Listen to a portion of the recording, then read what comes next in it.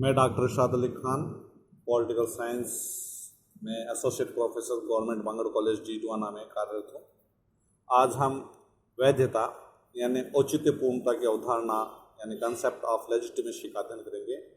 जैसे कि जीन लॉन्डले ने कहा था, औचित्यपूर्णता का उस सीमा के विचार के रूप में परिभाषित किया जा सकता है जिस सीमा तक लोग अपने से संबंधित संगठन को बिना शंका के सहज रूप में स्वीकार करते हैं।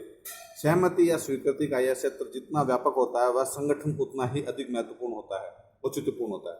औचित्यपूर्ण की अवधारणा अत्यंत प्राचीन है, लेकिन वर्तमान समय में इसने नए अर्थ ग्रहण कर लिए हैं। सभ्यता, संस्कृति, राजनीतिक विकास के साथ मानवीय जीवन और व्यवहार में दमनात्मक शक्ति संबंधों की भूमिका कम होती जा रही है और शक्ति की अदमनात्मक तत्व जैसे प्रभाव, सत्ता, नेतृत्व की भूमिका निरंतर बढ़ती जा रही है। शक्ति, प्रभाव, सत्ता औचित्यपूर्णता की स्थिति को प्राप्त करके ही प्रभावशाली दूसरों के व्यवहार को परिवर्तित करने में सफल होते हैं। सभी राजनीतिक व्यवस्थाओं की प्रभावशीलता औचित्यपूर्णता पर निर्भर करती है। रॉबर्ट हेल के अनुसार राजनीति के अपने कार्यों को वैधता के रूप में प्रदान करने का निरंतर प्रयत्न करते हैं। वे अपने प्रभाव को वैधता रूपी वस्त्र में ढकने का प्रयास करते हैं और ऐसा हो जाने पर उन्हें सत्ता की स्थिति प्राप्त होती है। वैधता का अर्थ और परिभाषा के रूप में हम अंग्रेजी भाषा के लेजिटिमेसी की उत्पत्ति लैटिन भाषा के लेजिटिमस से हुई है। अंग्रेजी भाषा का लेजिटिमेसी शब्द का सामान्य अर्थ कानून की दृष्टि से औचित्यपूर्ण होना, किंतु राजनीति विज्ञान एक अवधारणा के रूप में लेजिटिमेसी अथवा औचित्यपूर्णता का संबंध मात्र कानून से नहीं होता, बल्कि शासन एवं शासित के ऐसे मूल्यों को विश्वास से भी है जो शासन को न्याय संगत बनाते हैं। राजनीति विज्ञान में औचित्यपूर्णता की अवधारणा अत्यंत पुरानी है। प्लेटो ने राजसत्ता की औचित्यपूर्णता न्याय भावना के आधार पर मानी है। अरस्तु ने इसकी औचित्यपूर्णता कानून के शासन में स्वीकारी है। मैकियावेलियन राजसत्ता का औचित्य मानव की निम्न अनैतिक मनोवृत्ति में ढूंढा। समझौतावादी विचारक हॉब्स लॉक रूसो ने राजसत्ता का औचित्य शासक और शासितों के मध्य समझौते को बताया। हिगल शाश्वत चेतना को राजसत्ता के औचित्य का आधार बताता है। टी.एच. ग्रीन राजसत्ता का औचित्य व्यक्ति की नैतिक चेतना के आधार पर स्वीकारा है। संक्षिप्त में वैधता शासक और शासित पक्षों के बीच पाई जाने वाली सहमति। यहाँ सहमति का अर्थ सर्वसम्मति अथवा पूर्ण सम्मति से नहीं है, बल्कि शासक पक्ष के साथ शासित पक्ष के अधिकांश सामान्य सहमति से है। यदि किसी सरकार या राजनीतिक व्यवस्था के लोगों को ऐसी सहमति या स्वीकृति प्राप्त नहीं होती तो उस व्यवस्था में वैधता की कमी हो जाती है और ऐसी सरकार या व्यवस्था अस्तित्व में नहीं रह पाती है। वैधता की परिभाषा के रूप में डॉल्फ स्टर्नबर्जर के शब्दों में वैधता सरकारी शक्ति का ऐसा आधार है जिसका प्रयोग सरकार इस जानकारी के आधार पर करती है कि उसे शासन करने का अधिकार और उसके शासन करने का अधिकार को शासितों को स्वीकृति प्राप्त है। कॉल जे फेड्रिक के शब्दों में वैधता नियमों और शासकों के न्यायसंगत होने का प्रतीक है तो उनकी सत्ता को बढ़ाती है। एम लिपसेट के अनुसार वैधता का अभिप्राय व्यवस्था की उस योग्यता या क्षमता से है जिसके द्वारा यह विश्वास उत्पन्न या स्थिर रखा जाता है कि वर्तमान राजनीतिक संस्थाएं समाज हेतु सर्वाधिक समुचित है। जोहन एल्फ्रेड के अनुसार वैधता का अर्थ शासकों मध्य एक समझौते की स्वीकृति है। इसके अत्यंत आरंभिक रूप में ये लोगों का एक ऐसा समझौता है जिसके अधीन लोग जीवित रहने और बंदीगृह से बाहर रहने के बदले सरकार के आदेशों का पालन करना स्वीकारते हैं। ये औचित्यपूर्णता की परिभाषाओं को हम देखते हैं। इसके आधार पर औचित्यपूर्णता के जो स्रोत हैं हमारे, उससे पहले हम औचित्यपूर्णता के संकट का भी अध्ययन करेंगे और औचित्यपूर्णता के स्रोत के रूप में हम मानते हैं कि परंपरा, यानी मैक्स वेबर ने परंपरा को बताया, संविधान या बुद्धि संगत कानून को बताया, इसके अलावा चमत्कारिक या विस्मय बताया, यानी 3 हो गए और चौथा विचारधारा हम इसमें ले सकते हैं। जो परंपरा, संविधान या बुद्धि संगत कानून, चमत्कार और विचारधारा, ये इसके स्रोत हैं। इसके बाद में हम औचित्यपूर्णता की विशेषताएं प्रकृति के बारे में हम अध्ययन कर सकते हैं, जिसमें औचित्यपूर्णता किस पर आधारित है, इसकी विशेषता क्या है। विश्वास पर आधारित है। सबसे पहला तो ये विश्वास पर आधारित है। दूसरा परिमाणीकरण का साधन है, यानी कि समूह राजनीतिक, वैध और अवैध इस आधार पर मानते हैं कि राजनीति राज्य व्यवस्था के मूल्यों और उनके अपने मूल्यों के बीच सामंजस्य है अथवा नहीं। औचित्यपूर्णता वैधानिकता मात्र नहीं है, यानी केवल वैधानिकता मात्र नहीं, उससे भी ज्यादा है, यानी मूल्यों के अनुसार नहीं होते तो जनता उन्हें वैधता नहीं देती है, उनका विरोध करती है। औचित्यपूर्णता के द्वारा शक्ति को सत्ता में परिवर्तित किया जाता है और शक्ति को सत्ता के विरुद्ध इसका विरोध किया जाता है, जिसमें यह है कि शक्ति केवल बल होती है वैधता के अभाव में, और वैधता प्राप्त होने पर ही शक्ति सत्ता में बदल जाती है।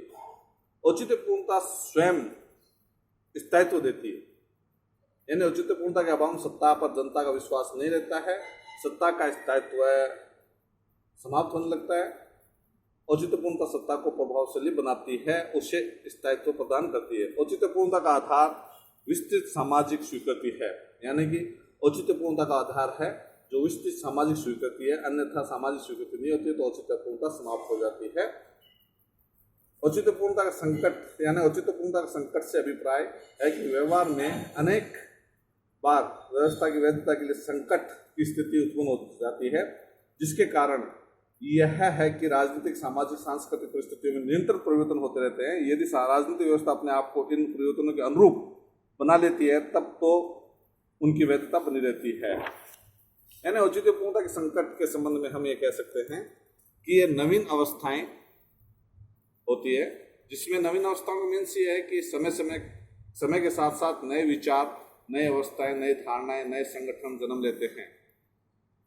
परंपराएं संस्थाओं या समूह के लिए अस्तित्व संकट होता है, जिसमें औचित्यपूर्णता या वैधता का संकट उस समय भी खड़ा होता है जब नवीन अवस्थाएं आ जाती है। नवीन अवस्थाएं के कारण प्रमुख परंपरागत संस्थाओं समूह के लिए अस्तित्व संकट खड़ा हो जाता है। ऐसी स्थिति में इन संस्थाओं या समूह द्वारा अपनी पूरी शक्ति या सामर्थ्य के साथ नवीन अवस्थाओं, बल्कि इन नवीन अवस्थाओं को स्वीकार करने वाली राजनीतिक व्यवस्थाओं को भी चुनौती दी जाती है। तीसरा जो हमारा है, नवीन समूह के राजनीति में प्रवेश से उत्पन्न समस्या, यानी समय के साथ साथ समाज में नवीन प्रकार के समूह स्थिति में आते हैं। इन समूह की इच्छा देश की राजनीतिक व्यवस्था में प्रभावशाली ढंग से भाग लेने की रहती है। यदि वे ऐसे करने में सफल होते हैं और राजनीतिक व्यवस्था में सक्रिय पुराना वर्ग इसमें बाधक नहीं बनता है, तब तो इन समूह के प्रवेश से राजनीतिक व्यवस्था की वैधता में वृद्धि होती है। हम चौथा कह सकते हैं व्यवस्था के प्रति आशंका। जब प्रवृत्ति परिस्थिति के अनुसार नवीन राजनीतिक व्यवस्था संस्थाएं अस्तित्व में आती है तो अनेक बार उनकी क्षमता के बारे में आम जनता के मन में तरह तरह की आशंका बनी रहती है। साथ ही ये वह इस व्यवस्था से बहुत अधिक आशाएं, आकांक्षाएं करने लगते हैं। यदि राजनीतिक व्यवस्था इन आशाओं, आकांक्षाओं को पूरा नहीं कर पाती है तो उनकी वैधता के लिए संकट खड़ा हो सकता है। प्रभावकारिता का अभाव, पांचवा बिंदु। राजनीतिक व्यवस्था के लिए सबसे बड़ा संकट उस समय उत्पन्न होता है जब राजनीति के अपने प्रभावकारिता को खो देते हैं या उनके प्रभाव में भारी कमी आ जाती है। एक राजनीतिक व्यवस्था के सम्मुख आने वाली मांगों में उचित, अनुचित सभी प्रकार की मांगे होते हैं। अनुचित मांगों को दृढ़ता से अस्वीकार कर पाना राजनीतिक व्यवस्था की क्षमता एवं प्रभावशालीता का सूचक है। औचित्यपूर्णता के अर्जन, और यह हम कह सकते हैं औचित्यपूर्णता के अर्जन एवं स्थिर रहने की क्षमता भी इस पर डिपेंड करती है। और इसके बाद में हम कहते हैं औचित्यपूर्णता के अर्जन एवं स्थिर रखने के लिए जो हमारे पास में बिंदु हैं, अर्जन स्थिर रहने के लिए क्या होगा, एक्वायर के लिए, मेंटेन के लिए, तो नई परिस्थितियों में सामंजस्य स्थापित करना पड़ेगा। किसी भी राजनीतिक व्यवस्था के लिए वैधता की स्थिति तभी बनी रह सकती है जब राजनीतिक व्यवस्था सामाजिक, आर्थिक, राजनीतिक क्षेत्र में बदली हुई परिस्थितियों के अनुरूप अपने आप को ढालने में सफल रहे। परंपराओं का आदर। प्रत्येक देश में कुछ ऐसी परंपराएं होती है जो वहाँ के जीवन का अनिवार्य अंग बन जाती है। अतः राजनीतिक व्यवस्था से जुड़ी हुई संस्थाओं और अधिकारी वर्ग के लिए ये उचित मार्ग है कि वह इन परंपराओं का आदर करे। वैधानिक व्यवस्था की रक्षा। किसी व्यक्ति या व्यक्ति समूह ने जिस विधान के आधार पर राजनीतिक शक्ति प्राप्त की उससे संबंधित विधि विधान के प्रथाएं और आंतरिक स्वरूप की रक्षा करनी चाहिए। इसके पश्चात व्यक्तिगत चमत्कारिक गुण, जैसे कई देशों में हम देखते हैं, हमारे देश में भी देखा हमने, व्यवस्था की वैधता बनाए रखने में नेतृत्व की बहुत अधिक प्रभावी भूमिका होती है। राजनीतिक व्यवस्था का नेतृत्व करने वाले व्यक्ति या वर्ग में चमत्कारिक व्यक्तित्व के गुण है तो सामान्य जन नेतृत्व व्यवस्था के प्रति आस्था रखते हैं। जैसे हमारे देश में इंदिरा गांधी का, जवाहरलाल नेहरू का, इनका विशेष रूप से नेतृत्व चमत्कारिक था प्रधानमंत्री के रूप में। इसके बाद में देखिए प्रभाव द्वारा। वर्तमान युग में किसी व्यवस्था के लिए वैधता प्राप्त करने का साधन उसका प्रभावी होना है। व्यवस्था द्वारा नागरिकों की जीवन, संपत्ति तथा हितों की रक्षा की जानी चाहिए। जब सामान्य जन यह अनुभव करते हैं कि राजनीतिक व्यवस्था उनके हित की रक्षा करने में सक्षम है तो व्यवस्था की वैधता बढ़ जाती है। राजनीतिक संस्थाओं को सशस्त्र सेनाओं से पृथक करना चाहिए, क्योंकि जैसे हम पड़ोसी देश पाकिस्तान को देखते हैं, उसमें लोकतंत्र असफल हो जाता है, परंतु भारत में हमने सशस्त्र सेनाओं को पृथक रखा है। एक लोकतांत्रिक ढांचे को बनाए रखने के लिए यह आवश्यक है कि नागरिक सत्ता और जनता की प्रतिनिधि सत्ता की सुरक्षिता हो। सैनिक सत्ता नागरिक सत्ता के अधीन रहे। सहमति के आधार पर निर्णय होना चाहिए, यानी वैधता अर्जित करने के लिए यह आवश्यक है कि निर्णय प्रक्रिया में सारे जन समाज की सहभागिता हो, अर्थात निर्णय लेने में राजनीतिक व्यवस्था के सभी नागरिक प्रत्यक्ष अप्रत्यक्ष रूप से शामिल हो। निर्णय प्रक्रिया में संपूर्ण समाज को सहभागी बनाने का प्रमुख माध्यम नियतकालीन चुनाव व एक्स मताधिकार है। इसके अलावा हम ये कह सकते हैं कि औचित्यपूर्णता का महत्व कैसे है। औचित्यपूर्णता के महत्व को निम्नानुसार समझा सकते हैं। यह राजनीतिक व्यवस्था का ऐसा आधार एवं गुण है जो शासक और शासितों की दृष्टि में नैतिक, मूल्यात्मक एवं विवेक संबद्ध बनाता है। औचित्यपूर्णता गुण शासकों को आत्मविश्वास प्रदान करता है। वे ये मानकर चलते हैं कि शासित उनके आदेशों का पालन सहज रूप से करेंगे।